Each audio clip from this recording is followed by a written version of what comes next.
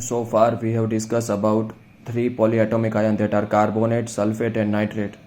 Now we are going to discuss about four more polyatomic ions which will be very useful to make chemical equations. So let us start. So the next four polyatomic ion will be hydroxide, next will be phosphate,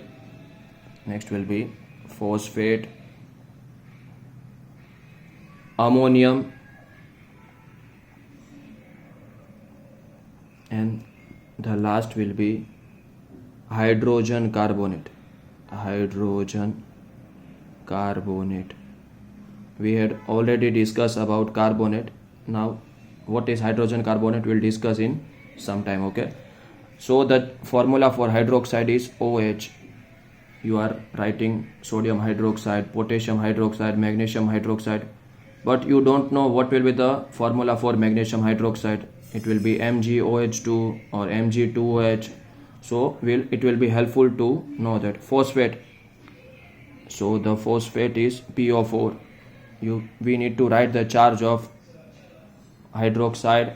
Phosphate will also write the charge of ammonium. Ammonium is NH4.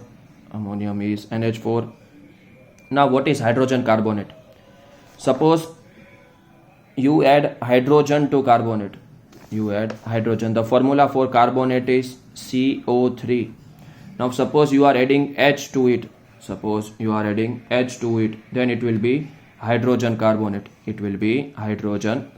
So we will write down its charge also. Okay, so first of all let us write the charge of hydroxide, OH. Okay, so the atomic number of oxygen is 8. You know its electronic configuration will be 2 6. Okay, so it will take up 2 electron. 2 electron लेगा, ये क्या करेगा, तो ये क्या हो जाएगा -2. अब ऑक्सीजन ले रहा है तो हाइड्रोजन को देना ही पड़ेगा. उसके पास कोई और ऑप्शन नहीं बचेगा. तो हाइड्रोजन का एलिमेंट नंबर कितना है, 1 है. तो ये कितना दे सकता है, ज्यादा से ज्यादा एक ही दे सकता है.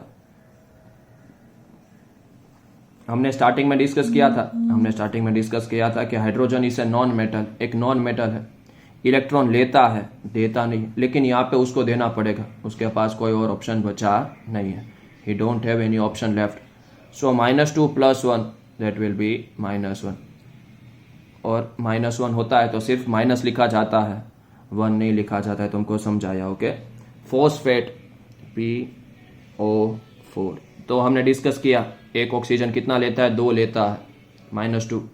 तो 4 ऑक्सीजन मिलकर कितना लेंगे, -2 इट विल बी -8.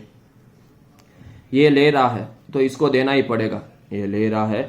देना ही पड़ेगा. और कोई ऑप्शन नहीं होता है. सही है. So the number of phosphorus is 15. उसका एटॉमिक नंबर कितना है, 15. Therefore it's electronic configuration will be 2 8 and 5. इसका इलेक्ट्रॉनिक कन्फिगरेशन क्या होगा, 2 8 और 5. अब इसके लिए आसान क्या था, 5 देना कि 3 लेना. तो 3 लेना आसान था, लेकिन वो नहीं कर सकता. ऐसा क्यों नहीं कर सकता है, क्योंकि ये ले रहा है तो इसको देना ही पड़ेगा. और ये पांचों के पांचों इसको देने पड़ेंगे. तो इसका क्या हो जाएगा, +5. तो +5 - 8 कितना हो जाएगा, -3. कितना हो जाएगा, -3. So the charge of phosphate will be -3. देखो ये चार्ज जानना जरूरी है. ये चार्ज जानोगे ना तो ही तुम कंपाउंड बना पाओगे. जैसे मैं तुमको बोलूं कि कैल्शियम फॉस्फेट का फॉर्मूला लिखो, तो तुमको कैल्शियम का भी चार्ज पता होना चाहिए और ये फॉस्फेट का भी चार्ज पता होना चाहिए, तो ही तुम वो कंपाउंड लिख सकते हो. वरना वो कंपाउंड तुमको लर्न करना पड़ेगा. Okay, hydrogen carbonate. तो हाइड्रोजन और कार्बोनेट अलग से. तो कार्बोनेट का चार्ज हमने पिछले क्लास में डिस्कस किया था. कार्बोनेट का चार्ज कितना है, -2. Okay, so it's charge is -2. One more thing, hydrogen carbonate का एक और नाम है. It has one more name. It is also known as bicarbonate. इसका दूसरा नाम क्या होता है, बाइकार्बोनेट. इसको बाइकार्बोनेट नाम से जाना जाता है. ओके, ये ले रहा है तो इसको देना पड़ेगा। हाइड्रोजन का एटॉमिक नंबर क्या है? 1 है। हाइड्रोजन का एटॉमिक नंबर क्या है? 1 है। तो इसके पास एक इलेक्ट्रॉन है तो वो ये एक दे देगा। तो +1 -2, +1 -2 कितना हो जाएगा? -1। तुम लोग देख सकते हो एक भी चार्ज ऐसा नहीं होगा जिसका चार्ज 0 आएगा। कभी भी कोई भी आयन का चार्ज 0 आता नहीं है। और एक और बात मैंने तुमको बताया था कि कभी भी ऑक्सीजन होना कहीं पे तो हम हमेशा किसका पहले चार्ज लिखते हैं? ऑक्सीजन का चार्ज लिखते हैं। लेकिन अब पहली बार हाइड्रोजन आया है, तुम लोग देख सकते हो यहाँ पे हाइड्रोजन है, तो हाइड्रोजन का चार्ज हमेशा लास्ट में लिखा जाता है। जैसे मैंने सबसे पहले तुमको बताया यहाँ पे कार्बोनेट था तो मैंने किसका चार्ज पहले लिखा? ऑक्सीजन का। सल्फेट था तो भी किसका चार्ज पहले लिखा? ऑक्सीजन का। नाइट्रेट था तो भी किसका चार्ज पहले लिखा? ऑक्सीजन का।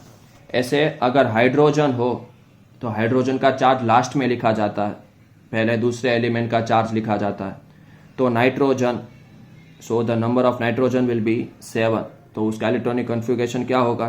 2 और 5। इसका इलेक्ट्रॉनिक कन्फिगरेशन क्या होगा? 2 और 5। अब इसके लिए क्या आसान है? 5 देना, 5 दे देगा कि 3 लेना। तो छोटा नंबर 3 है तो ये क्या करेगा? 3 लेगा। तो इट विल बी -3। ओके। अब ये माइनस है मतलब ये ले रहा है तो इसको क्या करना पड़ेगा? देना पड़ेगा। इसको क्या करना पड़ेगा? कंपलसरी देना पड़ेगा। तो हाइड्रोजन का नंबर कितना है? 1 है।